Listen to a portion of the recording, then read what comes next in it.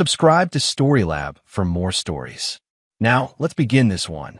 Chapter 1. The Call. Major Jake Fletcher adjusted his tactical vest as the desert sun beat down on the forward operating base in Afghanistan.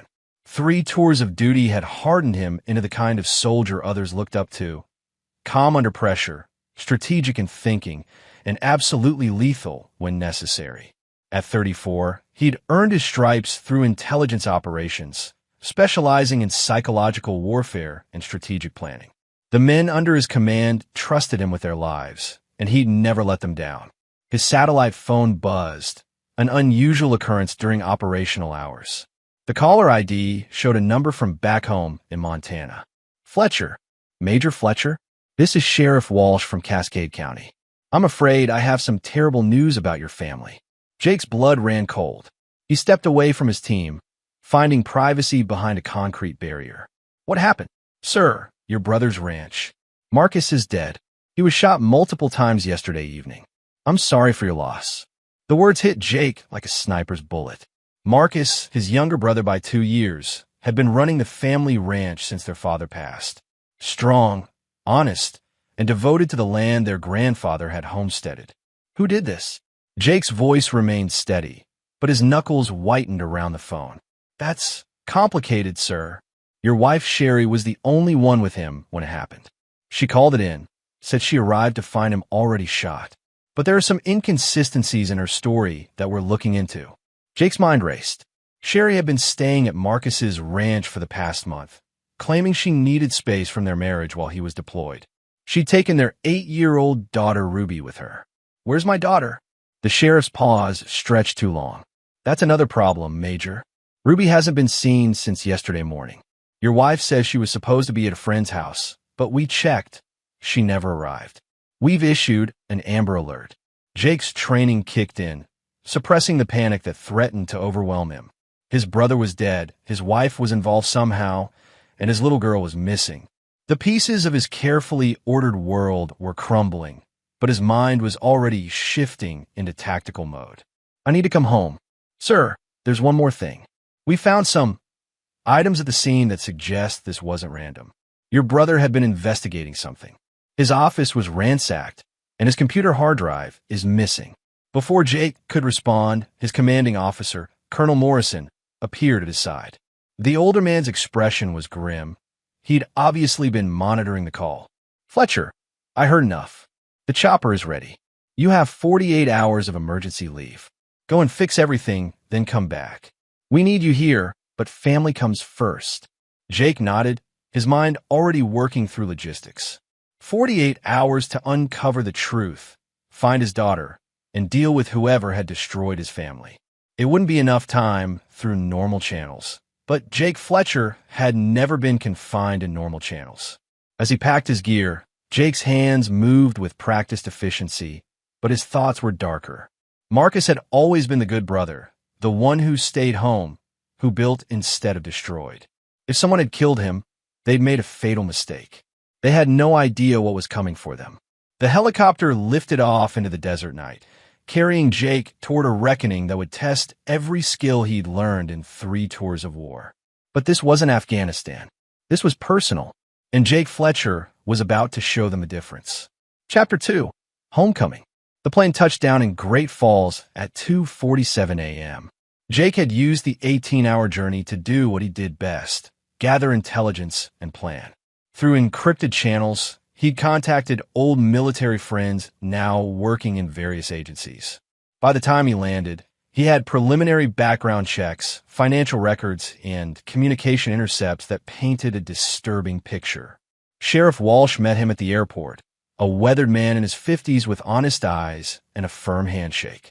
Major, I'm sorry we're meeting under these circumstances. I served 2 tours in Iraq myself, so I understand what it means to come home to this. Just Jake now, Sheriff. What do we know? As they drove through the Montana darkness toward Cascade County, Walsh filled in the details. Marcus had been found in his kitchen, shot 3 times in the chest with a .38 caliber pistol. Sherry's story was that she'd arrived around 8 p.m. to find him dead, but the coroner estimated time of death at 6 p.m. Her car had been caught on traffic cameras leaving town at 5:30 p.m. and returning at 7:45 p.m. Where does she claim she went during those hours? Says she drove around to clear her head after an argument with Marcus about. Walsh hesitated. About what? About you. She told us Marcus was pressuring her to be more supportive of her military career, and she got upset and left. Came back to apologize and found him dead. Jake filed that information away. He knew it was a lie. Marcus had always supported Jake's choices unconditionally, and he'd never interfere in a marriage that way. They arrived at the Fletcher Ranch as dawn broke over the Rockies. The property had been in Jake's family for 3 generations. 2,000 acres of prime cattle country with a main house, several outbuildings, and miles of fencing that Marcus had maintained with pride. Yellow crime scene tape now marred the familiar landscape. Inside the house, Jake stood in the kitchen where his brother had died. The blood had been cleaned, but Jake's trained eyes caught details the local investigators had missed. Scuff marks suggesting Marcus had been surprised from behind, powder burns inconsistent with Sherry's height, and most telling, muddy boot prints that were too large for his wife's feet. Sheriff, have you checked Marcus's safe? What safe? Jake led Walsh to the basement, where behind a false wall panel, their father's old gun safe sat open and empty. Marcus had kept important documents there, deeds, insurance papers, and Jake knew a substantial amount of cash from cattle sales he'd been saving to buy adjacent land. How much cash are we talking about? Walsh asked. Around $60,000. Marcus didn't trust banks much. Walsh whistled low. Your wife know about this? She did. As they continued searching, Jake found something that made his blood boil. Ruby's backpack hidden in the barn, still containing her clothes and favorite stuffed animal. If she'd gone to a friend's house, as Sherry claimed, she would have taken these things. Jake's phone buzzed. A text from an unknown number. Daddy, I'm scared. Can't talk. Hidden. Bad people. Love you. His heart stopped. Ruby was alive, but in danger, and she was smart enough to stay hidden, just like he'd taught her during their camping trips. Sheriff, I need to speak to my wife. She's staying at the Cascade in downtown. But Jake. Walsh's expression was troubled. There's something else. We found evidence that Marcus had been digging into some local business dealings. Specifically, a development company called Rocky Mountain Holdings that's been buying up ranch land. Your brother had files suggesting they were using intimidation tactics on reluctant sellers. Jake's tactical mind processed this new information. Marcus's murder wasn't just personal, it was business. And somehow, his wife was connected to it all. As they drove toward town, Jake's phone buzzed again. Another text from Ruby. They don't know where I am. Uncle Marcus taught me good hiding spots, but I saw everything.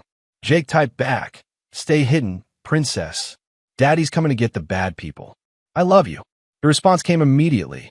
I love you too, Daddy. Hurry. Jake looked out at the Montana landscape he'd grown up in, now tainted by betrayal and murder. But Ruby was alive, and she'd witnessed what happened. That meant he had an advantage his enemies didn't know about. They thought they'd killed the only witness. They were wrong. Chapter 3. Unraveling Threads. The Cascade Inn sat on Main Street like a relic from the 1950s, faded but functional. Jake found Sherry in the diner attached to the motel, nursing a cup of coffee and staring out the window with red-rimmed eyes. She looked up as he approached, and for a moment, he saw genuine grief there. But Jake's training had taught him to read micro-expressions, and beneath the grief was something else, relief. Jake, thank God you're here. She stood to embrace him, but he remained rigid. I can't believe Marcus is gone. And Ruby.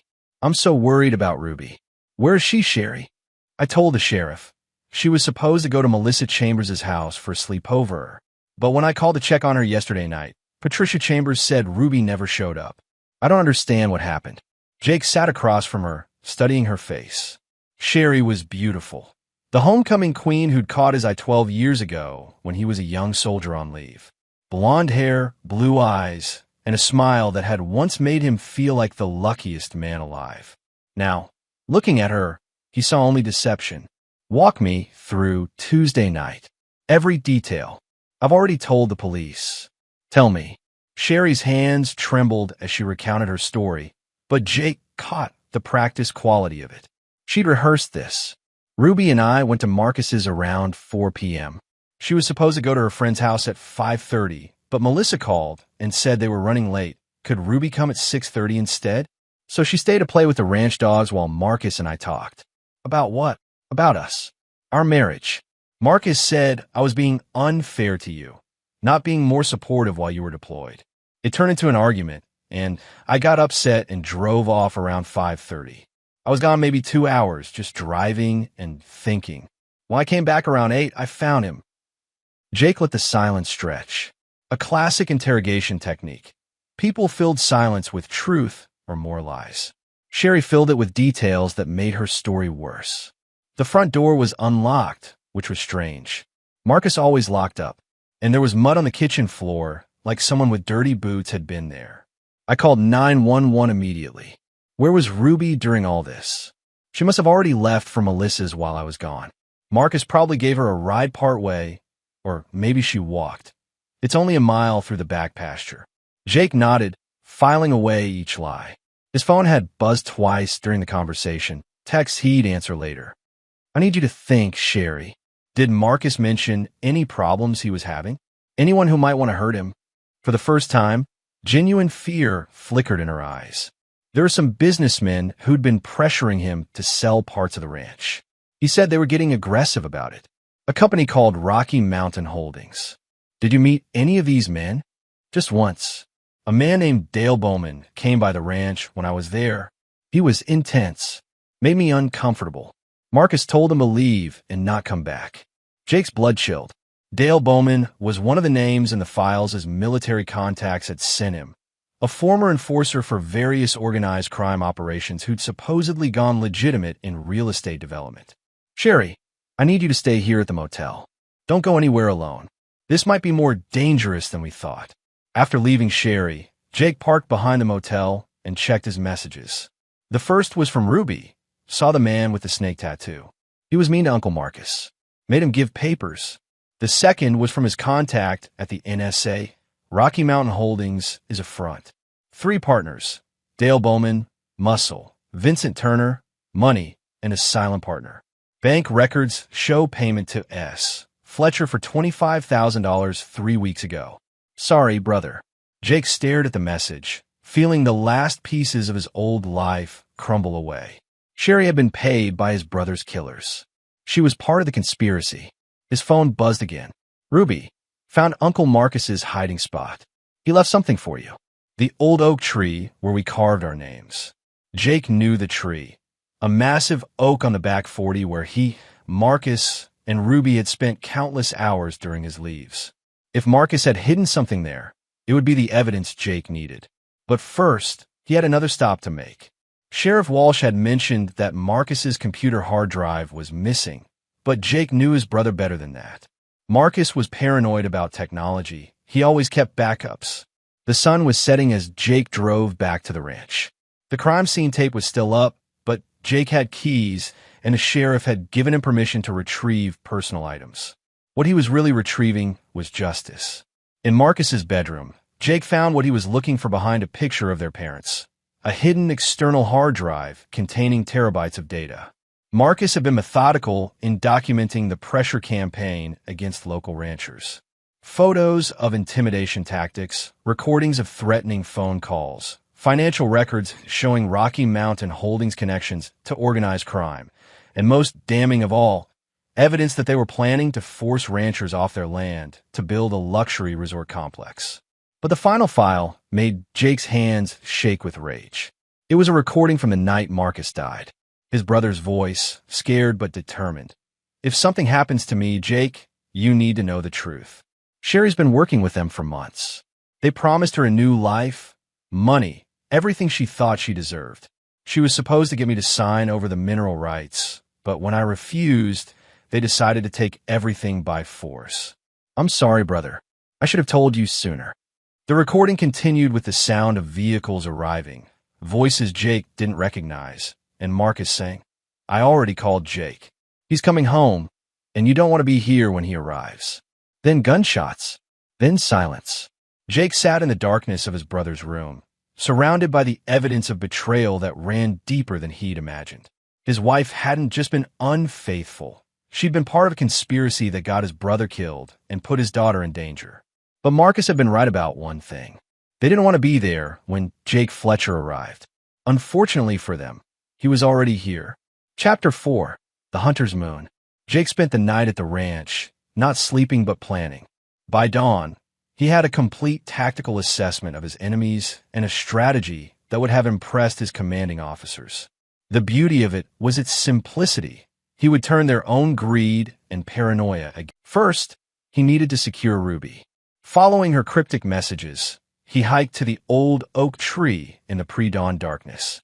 Hidden in a hollow his brother had carved years ago, Jake found a waterproof container with more evidence and a note. Jake, if you're reading this, they got me. Ruby saw everything. She's hiding in the old mine shaft on the North Ridge. There's a month's worth of supplies there. She's safe but scared. Don't trust anyone in town except Sheriff Walsh. The corruption goes deeper than you think. Make them pay. Marcus. The mine shaft was an abandoned silver operation from the 1920s. Dangerous enough that locals avoided it, but familiar territory to Ruby from their father-daughter adventures. Jake found her there 2 hours later, dirty and scared but unharmed, clutching her uncle's rifle. Daddy! She ran into his arms, and for a moment, Jake allowed himself to feel the relief before switching back to tactical mode. You did good, princess. Uncle Marcus will be proud. Now tell me exactly what you saw. Ruby's account was devastating in its clarity. She'd been playing in the barn when the men arrived, 3 of them, including the man with the snake tattoo she'd mentioned. Her mother had let them in, had been talking to them like she knew them. Ruby had watched from the hayloft as they demanded Marcus sign papers. Uncle Marcus said no, and the mean man hit him. Mama just watched, Daddy. She didn't try to help. Ruby's voice broke. Then Uncle Marcus saw me and told me to run to our special place. I heard the loud noises when I was running. Jake held his daughter close, his heart breaking for her innocence lost and his rage building at his wife's betrayal. But Ruby wasn't finished. Daddy, there's more. I saw Mama take money from the mean man. A big envelope. And she kissed him, not like friends kiss. The final piece clicked into place. Sherry wasn't just working with Dale Bowman. She was involved with him romantically. The $25,000 payment wasn't just for information. It was the first installment on a new life with a new man. Jake got Ruby settled with supplies and a satellite phone, teaching her the emergency protocols he'd developed for his military operations. She would stay hidden until he could guarantee her safety. Princess, I need you to be brave a little longer. The bad people think you're lost, and that keeps you safe. Can you do that for Daddy? Ruby nodded solemnly. Are you going to get them, Daddy? Like you got the bad guys in Afghanistan. Yes, sweetheart. I'm going to get them. Back in town, Jake began phase 2 of his plan. He visited Rocky Mountain Holdings' office, a converted storefront on Main Street. The receptionist, a nervous woman named Tanya Durham, nearly jumped out of her skin when this hard-eyed soldier walked in asking about property acquisitions. I'm Jake Fletcher. My brother Marcus was recently killed, and I understand your company had been interested in purchasing his ranch. Dale Bowman emerged from a back office within minutes. A thick-set man with prison tattoos barely concealed by an expensive suit. The snake tattoo Ruby had mentioned coiled around his forearm. Mr. Fletcher, my condolences on your loss. I heard it was a robbery gone wrong. That's what they say. But I'm a practical man, Mr. Bowman. My brother's dead, my daughter's missing, and I need to get back to Afghanistan. I want to sell the ranch quickly, and I understand you pay cash. Greed flickered in Bowman's eyes. I'm sure we can work something out. When are you looking to close? Tomorrow. I don't have time for lengthy negotiations. Bowman's smile revealed gold teeth. A man after my own heart. Shall we say 50 cents on the dollar? Given the circumstances. Jake pretended to consider this. That's lower than I hoped, but acceptable. One condition. I want to meet your partners. A deal this size, I assume others are involved. Vincent Turner handles our finances. We could meet tonight, finalize everything. Perfect. And Mr. Bowman? I like my wife to be there. She's been through hell, and I want her to see that we're going to be financially secure. That evening, Jake called Sherif from the ranch. I need you to come here tonight. There are some insurance matters we need to discuss, and I want to show you something Marcus left for us." Sherry's voice was guarded. "Can it wait? I'm still so shaken up." "It's important, Sherry. These men who are pressuring Marcus, I'm meeting with them tonight. They want to buy the ranch, and I want your opinion before I decide anything." The pause told Jake everything. She was calculating, wondering if he suspected anything. "What time?" 7 o'clock. "Come alone. I don't want Ruby seeing the place where Marcus died until we've had time to process this as a family." At 6:30, Jake was hidden in the barn loft where Ruby had witnessed her uncle's murder, watching as vehicles approached the ranch. First came Sherry's car, then a black SUV containing 3 men. Through high-powered binoculars, Jake identified Dale Bowman, a thin man who must be Vincent Turner, and a third man he didn't recognize. The meeting played out exactly as Jake had predicted. Sherry led the men into the house, comfortable in their presence, proving her complicity. Through the kitchen window, Jake watched as Bowman spread papers across the same table where Marcus had died.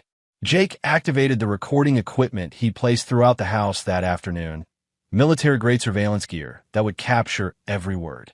He needed their confessions before he could proceed to the final phase. What he heard exceeded his expectations. Not only did they discuss Marcus's murder openly, but they revealed the scope of their operation. Dozens of ranchers intimidated into selling, local officials corrupted, and plans for a development that would destroy the entire valley's way of life. And Sherry's voice, clear and cold, "Marcus never would have sold. You did what you had to do. I just wish Jake didn't have to come back. This complicates things." "Don't worry, baby," Bowman replied. "After tomorrow, your husband won't be a problem anymore. Lots of soldiers don't make it home from Afghanistan." Jake's finger tightened on his rifle. They were planning to kill him too, probably make it look like he'd died overseas. It was the final confirmation he needed. The hunter's moon was rising over the Montana mountains, and Jake Fletcher was ready to collect his due. Chapter 5. The Reckoning Begins. Jake watched from a barn as the meeting continued inside his childhood home. The recording equipment was capturing everything: conspiracy to commit murder, racketeering, extortion, and enough federal crimes to put them away for life. But Jake's plan went beyond mere justice through the courts. These people had destroyed his family and planned to kill him. They deserved something more immediate and permanent. At 8:47 p.m., Jake received the signal he'd been waiting for, a text from Sheriff Walsh confirming that federal agents were standing by at predetermined positions around the property. Jake had spent the afternoon briefing them on his plan, using his military credentials and the evidence he'd gathered to coordinate a joint operation. But first, he needed to confront the betrayal that cut deepest. Jake entered the house through the back door, moving with the silent precision that had kept him alive through 3 combat tours. The voices from the kitchen grew clearer as he approached. "Problem is the daughter," Turner was saying. "Kid's been missing for 2 days. What if she saw something?" "Ruby's 8 years old," Sherry replied dismissively. "Even if she did see something, who's going to believe a traumatized child over a grieving widow?" "Kids talk," Bowman said. "And Fletcher here is military intelligence. He'll know how to get information out of her." "Then we handle Fletcher before he can," Sherry said coldly. "Make it look like grief drove him to suicide. Tragic war hero, lost his brother and daughter, couldn't cope." Jake stepped into the kitchen doorway. "Hello, Sherry." The silence that followed was pregnant with shock and fear. Sherry's face went pale, while Bowman's hand moved toward his jacket. The third man, who Jake now recognized as Vincent Turner, simply sat frozen. "Jake," Sherry recovered first, her voice perfectly pitched with false relief. "Thank God you're here. These men were just offering to help find Ruby." "Stop." Jake's voice carried the authority of a combat officer. "I've heard enough." Bowman was faster than Jake had expected, his gun clearing his jacket in a practice draw. But Jake was faster, his service pistol appearing in his hand with inhuman speed. The shot echoed through the kitchen, and Bowman's weapon clattered to the floor as he screamed, clutching his shattered wrist. "Nobody else moves," Jake commanded, his weapon trained on Turner while keeping Sherry in his peripheral vision. "Vincent Turner, you're under arrest for conspiracy to commit murder, racketeering, and about a dozen federal charges." Dale Bowman, Same charges plus the murder of Marcus Fletcher. You can't arrest us, Turner sputtered. You're not law enforcement. No, but they are. Jake gestured toward the windows as FBI agents appeared, weapons drawn. Sheriff Walsh entered through the front door, followed by Agent Patricia Chambers, whom Jake now realized wasn't just any federal agent, but an undercover operative who'd been investigating Rocky Mountain Holdings for months. Mrs. Fletcher, Agent Chambers said, producing handcuffs, you're under arrest for conspiracy to commit murder, accessory to murder, and kidnapping. Kidnapping. Sherry's composure finally cracked. I never kidnapped anyone. You reported your daughter missing when you knew she was safe, wasting federal resources, and causing emotional distress. That's kidnapping by deception under federal law. Jake watched as his wife was handcuffed, her beautiful face twisted with rage and desperation. Jake, you don't understand. I did this for us, for our family. We could have had everything. We had everything, Jake replied quietly. A home, a daughter who adored you, a brother who would have died for you. And you threw it all away for money and a man who was planning to kill me. As the agents led the prisoners away, Agent Chambers approached Jake. We've been tracking Rocky Mountain Holdings for 18 months. Your brother's investigation gave us the final pieces we needed. Without his courage and your tactical expertise, they would have gotten away with it. What happens now? Bowman and Turner will face federal charges. With your recordings and Ruby's testimony, they're looking at life sentences. Your wife. Chambers paused. The evidence suggests she was manipulated as much as she was complicit. She'll likely face 15 to 20 years, but she'll be eligible for parole. Jake nodded. Justice would be served, but it felt hollow. His brother was still dead, his marriage was over, and his daughter would grow up knowing her mother had betrayed their family. There's something else, Chambers said. We found evidence of a broader conspiracy. Rocky Mountain Holdings has been operating in 4 states, using similar tactics to acquire properties for a massive development project. Your actions tonight have broken up a multi-million-dollar criminal enterprise. As the police cars disappeared into the Montana night, Jake stood alone in his childhood kitchen, surrounded by the ghosts of better times. The house felt empty without Marcus's laughter, without Ruby's footsteps on the stairs, without the life they'd all shared. But Ruby was safe, the killers were caught, and Jake had 48 hours to decide what came next. His phone buzzed. A message from Ruby. Are the bad people gone, Daddy? Jake typed back, yes, Princess. The bad people are gone. Forever. Can I come home now? Jake looked around the kitchen where his brother had died, where his wife had betrayed everything they'd built together. This wasn't home anymore. Home was wherever he and Ruby could build something new, something clean, something honest. We're going to make a new home, sweetheart. Just you and me. Would you like that? Yes, Daddy. I love you. I love you too, Princess. Daddy's coming to get you.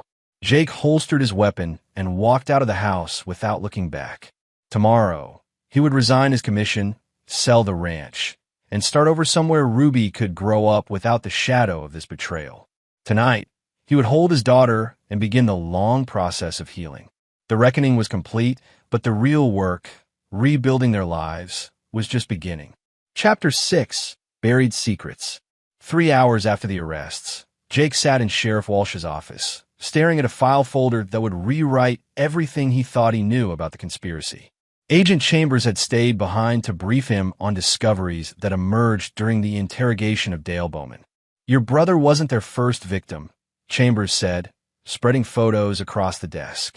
Rocky Mountain Holdings has been operating for 3 years, and we've identified 7 suspicious deaths across 4 states.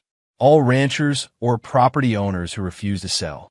The photos showed men and women Jake didn't recognize, but their stories were heartbreakingly familiar.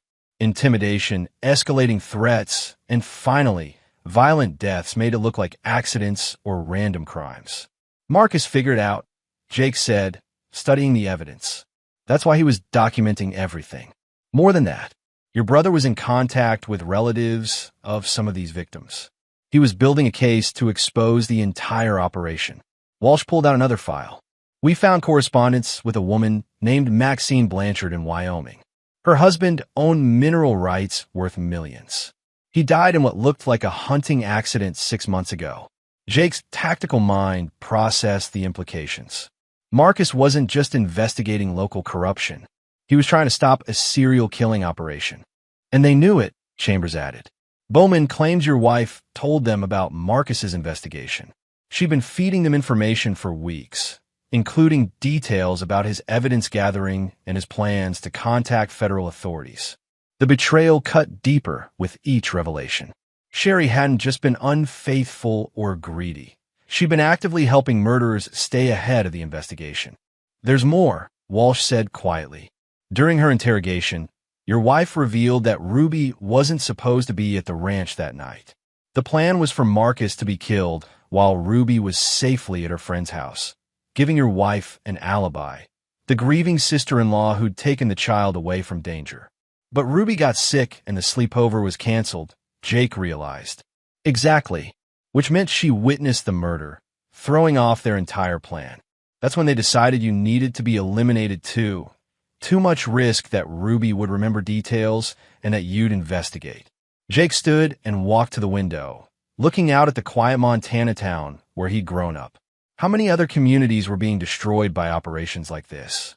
How many families had lost everything to criminals masquerading as legitimate businessmen? What about the silent partner Bowman mentioned? Chambers and Walsh exchanged a look that Jake didn't miss. That's the biggest revelation of all, Chambers said. The silent partner is Martha Snell, the county commissioner. She's been using her position to identify vulnerable properties and facilitate the intimidation campaigns. Your brother discovered her involvement, which is why they had to escalate to murder. Jake felt the familiar cold rage building. Martha Snell had been a family friend for years, someone who'd attended barbecues at the ranch, who'd bounced Ruby on her knee during county fairs. Another betrayal, another person who'd smiled at his family while plotting their destruction. Where is she? That's the problem. As soon as word of the arrest got out, she disappeared. We've issued warrants, but she had a 3-hour head start. Jake's phone buzzed. A text from an unknown number. Your wife wasn't the only one with secrets, soldier boy. Check your brother's bedroom again. The real evidence is where you and Marcus used to hide from your father's belt. Jake stared at the message. Only 3 people had known about that hiding spot. Himself, Marcus, and Martha Snell, who'd been friends with their mother and had occasionally provided refuge when their father came home drunk and violent. I need to go back to the ranch. Jake, the property is still an active crime scene. 5 minutes. There's something I missed. An hour later, Jake stood in Marcus's bedroom with Agent Chambers, remembering the summer he and his brother had discovered the loose floorboard under the window. They'd hidden there during their father's worst episodes, 2 scared boys comforting each other in the darkness. Jake pried up the board with a kitchen knife. Inside was a manila envelope containing documents that made his blood run cold. Jesus, Chambers whispered, reading over his shoulder. The papers revealed that Martha Snell hadn't just been the silent partner. She'd been the mastermind. Rocky Mountain Holdings was her creation, designed to systematically acquire valuable properties throughout the Mountain West. The development project was a cover story. The real goal was to control mineral rights, water access, and strategic land for a massive energy extraction operation backed by overseas investors. But the most damning document was a handwritten letter from Marcus to Jake, dated the day before his murder. Brother, if you're reading this, Martha got to me before I could stop her. She's been using her position for years, not just with the land scheme, but with other corruption. Remember the Chambers family that died in the car crash 2 years ago? The Stafford's barn fire? All of them refused to sell to her shell companies.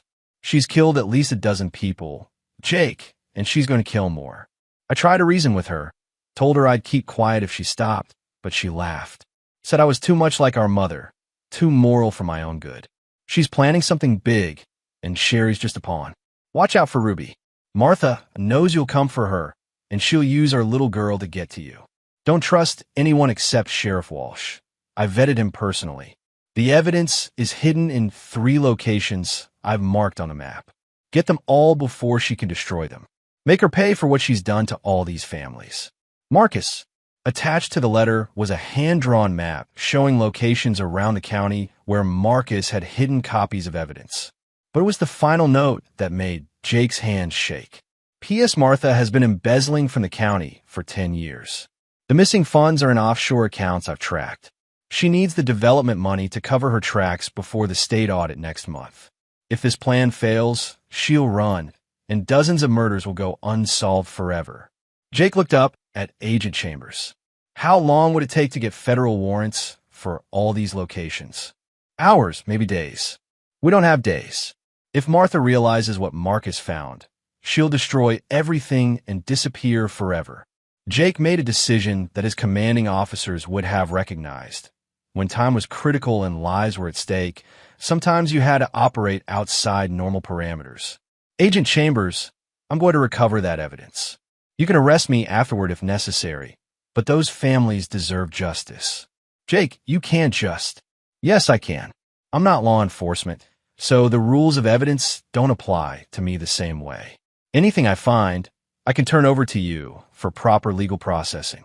Chambers studied Jake's face and saw the same determination that had made him an effective military officer. Unofficially, if a concerned citizen were to stumble across evidence of federal crimes and turn it over to proper authorities. Exactly. Jake folded the map and headed for the door. The reckoning was expanding beyond the immediate murderers to the corruption that had made it possible. Martha Snell thought she'd eliminated the only threat to her operation, but she'd miscalculated. Jake Fletcher was just getting started.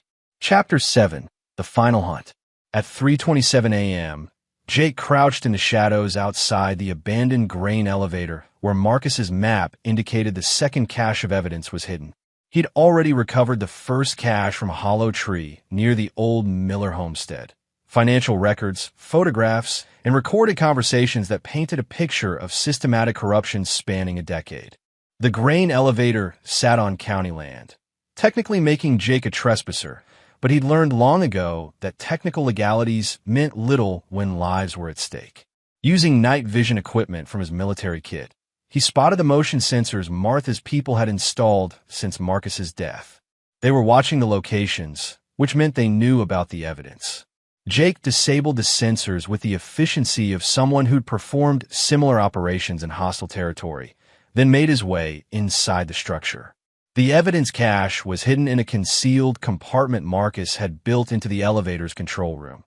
More proof of Martha Snell's criminal enterprise, including bank records showing bribes to state officials and contract for the elimination of problem landowners. As Jake photographed the documents, his secure phone vibrated with an encrypted message from Agent Chambers. Snell's on the move. Private jet filed flight plan to Cayman Islands. We have maybe 6 hours before she's beyond extradition. Jake typed back, one more location. Marcus's final cache has something big. Too dangerous. Local deputies report armed men patrolling the area. Then I go darker. Jake switched off his phone and checked his equipment. The final location was the most dangerous. An abandoned mining operation in the hills where Martha's men would have every advantage. But Marcus wouldn't have risked hiding evidence there unless it was absolutely crucial. An hour later, Jake lay prone on a ridge overlooking the mine, studying the tactical situation through high-powered optics.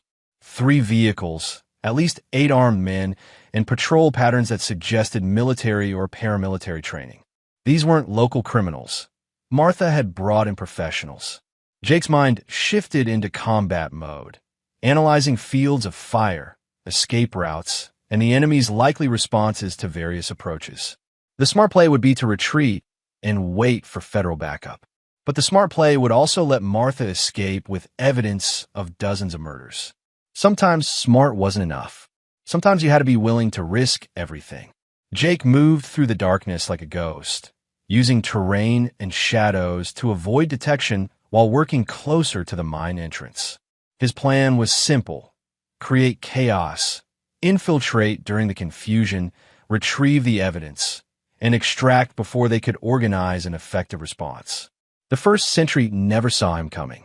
Jake's combat training made the takedown silent and efficient, leaving the man unconscious but alive. The second sentry was more alert, but Jake's approach from an unexpected angle gave him the crucial seconds he needed. By the time Jake reached the mine entrance, he'd neutralized 4 guards and created enough uncertainty among the remaining men to keep them focused on perimeter security rather than the cache location. Inside the mine, Jake found Marcus's final gift, a steel briefcase containing evidence that would reshape the entire investigation. Financial records showing Martha's connections to organized crime families across 3 states, correspondence with foreign investors planning to strip mine the entire region, and most damning of all, a ledger documenting payments for 23 murders over the past decade. But it was the final item that made Jake's blood freeze, a detailed plan for eliminating him and Ruby, disguised as a murder-suicide motivated by grief. Martha had orchestrated everything from the beginning, planning to use their family's tragedy as the final piece of her cover story. Jake was studying the documents when voices echoed from the mine entrance. The remaining guards had discovered their unconscious colleagues and were closing in. "Fletcher, we know you're in there." The voice carried the authority of someone accustomed to command. "You're outnumbered and outgunned. Come out with your hands visible and nobody gets hurt." Jake smiled grimly. They were thinking like criminals, not like soldiers. They expected him to panic, to make mistakes, to be intimidated by superior numbers. They were wrong. "I've got a better idea," Jake called back, his voice echoing through the mine tunnels. "You all leave now, and I won't have to explain to your families why you died protecting a serial killer. You've got 30 seconds, Fletcher, then we're coming in." Jake used those 30 seconds to position improvised explosive devices created from mining equipment and flares he'd found in the abandoned workings. When the men entered the mine, they would find themselves in a maze of tunnels with multiple hazards and no clear sight lines. The first explosion lit up the mine entrance, sending dust and debris cascading through the tunnels. In the chaos that followed, Jake moved through the workings like a predator, using the terrain and his superior knowledge of close-quarters combat to systematically neutralize the threat. When the dust settled, 5 men lay unconscious or incapacitated, and Jake walked out of the mine, carrying the briefcase that would end Martha Snell's operation forever. His phone had 17 missed calls from Agent Chambers. Jake dialed her back. "Jesus Christ, Jake, we heard explosions." "Are you?" "I'm fine. How much time do we have?" "Maybe 2 hours. Her plane's being fueled, but we've managed to delay takeoff with air traffic control issues." "That's enough time. I'm sending you photos of everything Marcus found. It's bigger than we thought, Agent Chambers. Much bigger." As Jake drove through the Montana dawn toward the rendezvous point where Ruby waited, he allowed himself a moment of satisfaction. The evidence would put Martha Snell and her entire organization away forever. The families of her victims would finally have justice. But the most important victory was simpler. Ruby would grow up safe, knowing that the people who destroyed their family had been held accountable. Jake's phone buzzed with a text from his daughter. "I love you, Daddy. Thank you for keeping your promise." He typed back, "Always, Princess. The bad people can never hurt us again." For the first time in days, Jake Fletcher smiled. Chapter 8. Justice Served. The federal courthouse in Helena buzzed with media attention as the trials began 6 months later. Jake sat in the witness section, Ruby beside him, watching as the justice system processed the largest criminal conspiracy in Montana's history. Dale Bowman had been sentenced first. Life in prison without parole for the murder of Marcus Fletcher and 6 other victims across 4 states. His testimony, given in exchange for avoiding the death penalty, had revealed the full scope of Martha Snell's operation and led to arrests in 12 states. Vincent Turner received 45 years for racketeering and conspiracy. During his sentencing, he tried to claim he'd been manipulated by others, but the financial records Jake had recovered proved Turner had personally orchestrated the money laundering operation that made the murders profitable. Now, it was Martha Snell's turn to face justice. Jake watched as the woman who'd once bounced Ruby on her knee was led into the courtroom in shackles. Prison had aged her dramatically. The polished county commissioner had been replaced by a haggard woman whose eyes held no trace of remorse. "The defendant will rise for sentencing," Judge Kirsten Bowman announced. Martha Snell stood, her public defender beside her, as the judge reviewed the unprecedented list of charges. 23 counts of murder, conspiracy to commit murder, racketeering, money laundering, public corruption, and a dozen other federal crimes. Mrs. Snell, in 30 years on the bench, I have never encountered a defendant whose crimes were so systematic, so cold-blooded, and so devastating to the communities you were elected to serve. You used your position of public trust to orchestrate the murders of innocent families whose only crime was refusing to surrender their homes and heritage to your greed. Judge Bowman paused, looking directly at Martha. The prosecution has requested the death penalty, which would be appropriate given the scope of your crimes. However, your cooperation in uncovering the broader conspiracy and identifying other criminal organizations has convinced me that justice would be better served by ensuring you live to see the full consequences of your actions. I hereby sentence you to life in prison without possibility of parole on each count of murder, to be served consecutively. Additionally, you are sentenced to 25 years on each count of conspiracy, racketeering, and public corruption, also to be served consecutively. In total, you will serve 12 consecutive life sentences plus 450 years. Martha's legs buckled, and her attorney had to support her as the reality of never leaving prison alive sank in. Furthermore, the judge continued, all assets connected to your criminal enterprise, totaling approximately $47 million, will be forfeited to the federal government and distributed to the families of your victims. Jake felt Ruby squeeze his hand. His daughter had been remarkably resilient throughout the ordeal, helped by counseling and the knowledge that her uncle's killers would never hurt anyone again. After the sentencing, Jake and Ruby waited outside the courthouse for Agent Chambers, who had become a friend during the investigation. "How does it feel?" Chambers asked as she approached. "Like Marcus can finally rest in peace," Jake replied. "And like Ruby can grow up without looking over her shoulder." "What about Sherry?" Jake had attended his wife's sentencing 2 months earlier. Her attorney had successfully argued that she'd been manipulated and coerced, and her cooperation with federal investigators had earned her a reduced sentence of 15 years with possibility of parole after 10. She made her choices, Jake said simply. Ruby will decide when she's older whether she wants a relationship with her mother. Agent Chambers handed Jake an envelope. "This is for you, from the families of the other victims. They wanted to thank you for giving them closure." Inside were letters from dozens of people whose loved ones had been murdered by Martha's organization. Wives who'd lost husbands, children who'd lost parents, entire communities that had been devastated by the systematic elimination of anyone who stood in the way of greed. Jake read each letter aloud to Ruby as they drove back to their new home in Colorado. They'd sold the Montana ranch and used the money to buy a smaller place near Denver, where Ruby could attend an excellent school and Jake could start his new career as a private security consultant. "Daddy," Ruby said as they pulled into their driveway, "do you think Uncle Marcus would be proud of us?" Jake looked at his daughter, brave, intelligent, and somehow still optimistic despite everything she'd witnessed.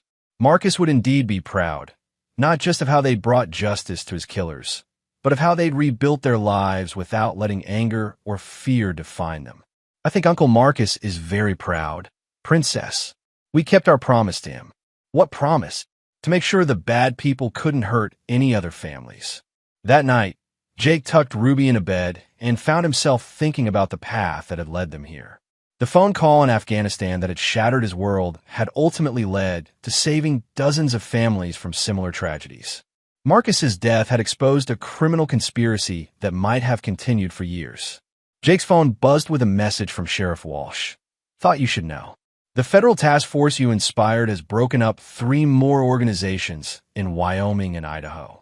Your brother's investigation is still saving lives." Jake smiled and typed back, "Marcus would like that." As he turned off the lights, Jake felt something he hadn't experienced in months: peace. The mission was complete, justice had been served, and Ruby was safe. Tomorrow would bring new challenges, but they would face them together, as a family rebuilt from the ashes of betrayal. The final victory belonged not to the criminals who had destroyed so much, but to the people who had refused to let evil triumph. Chapter 9: New Beginnings. 1 year later, Jake stood in the backyard of their Colorado home, watching Ruby practice shooting with the .22 rifle he'd given her for her 9th birthday. She'd become an excellent marksman, but more importantly, she'd regained her confidence and sense of security. "Nice grouping, princess," Jake called as Ruby fired her final round at the target 30 yards away. "Thanks, Daddy.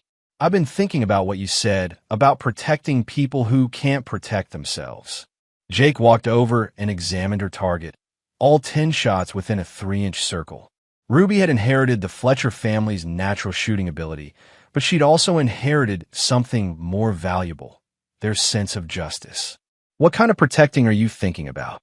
Maybe FBI, like Agent Chambers, or maybe military like you. I want to catch bad people before they hurt families like they hurt ours." Jake felt a surge of pride mixed with concern. Ruby was too young to make such decisions, but her instincts were sound. She understood that justice required people willing to stand up against evil, regardless of the personal cost. His phone rang, interrupting his thoughts. The caller ID showed Agent Chambers. "Jake, I have a proposition for you. We're forming a new federal task force focused on organized crime in rural areas. The success of the Montana operation has convinced Washington that we need specialists who understand both small-town dynamics and tactical operations. You're offering me a job? I'm offering you a chance to do what you did in Montana on a national scale. We've identified at least 15 similar operations across the country. Rural communities being systematically destroyed by criminal organizations that local law enforcement can't handle alone." Jake looked at Ruby, who was cleaning her rifle with the same attention to detail he'd taught her. A new career fighting the kind of criminals who had murdered Marcus would be dangerous, but it would also mean other families wouldn't have to go through what they'd experienced. What would it involve? Based in Denver, so Ruby wouldn't have to change schools. Travel when cases require it, but mostly coordination and training. We want you to develop protocols for investigating rural organized crime and train other agents in your tactical approaches. Jake was quiet for a long moment, considering the implications. The work would be satisfying, using his skills to protect innocent people, but it would also mean Ruby would know her father was regularly putting himself in danger. "I need to discuss it with Ruby." "Of course. Take your time. The position will be there when you're ready." That evening, Jake and Ruby sat on their porch swing, watching the sunset over the Rocky Mountains. He explained Agent Chambers' offer, letting Ruby understand that the decision would affect both of their lives. "Will we still live here?" Ruby asked. "Yes. I travel sometimes, but this would always be home." "And you catch bad people like the ones who killed Uncle Marcus?" "That will be part of it." Ruby was quiet for several minutes, her young mind processing adult complexities. Finally, she looked up at her father with eyes that held wisdom beyond her years.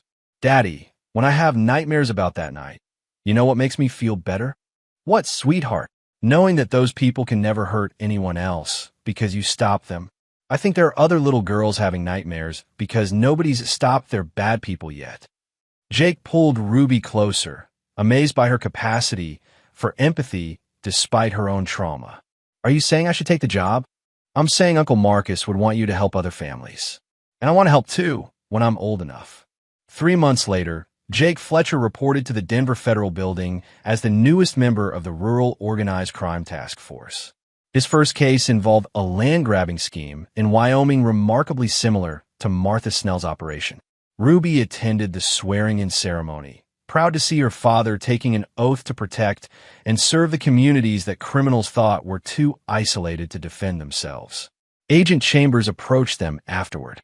"How does it feel to be back in the fight?" "Like Marcus is with us," Jake replied, looking at Ruby, who was studying the FBI seal on the wall with intense interest. "We're not done making the bad people pay." That night, Jake read Ruby a bedtime story about a princess who learned to be a warrior to protect her kingdom. As she drifted off to sleep, Ruby mumbled, "Daddy, when I grow up and join the FBI, will you teach me everything you learned in Afghanistan?" "Everything that matters," Jake promised. "Honor, courage, and never giving up when you're fighting for something important." Outside their window, the lights of Denver stretched toward the mountains, a city full of families sleeping safely, because people like Jake Fletcher stood watch against the darkness. In the distance, the peaks of the Rockies caught the moonlight, eternal guardians of the valley where Marcus Fletcher had lived and died for the land he loved. The reckoning was complete, but the mission continued. Evil would always exist, but so would people willing to fight it. And in a small house in Colorado, a little girl dreamed of the day she would join that fight, carrying forward the legacy of an uncle she would never forget and a father who had shown her that justice was worth any sacrifice. The Fletcher family tradition of protecting the innocent would continue, one generation at a time, one battle at a time, until the last bad person learned that some families you simply don't mess with. The blood debt had been paid in full, but the victory belonged to the living, and to the future they would build together. This is where our story comes to an end. Share your thoughts in the comments section. Thanks for your precious time. If you enjoyed this story, then please make sure you subscribe to this channel. That would help me a lot. Click on the video you see on the screen, and I will see you there.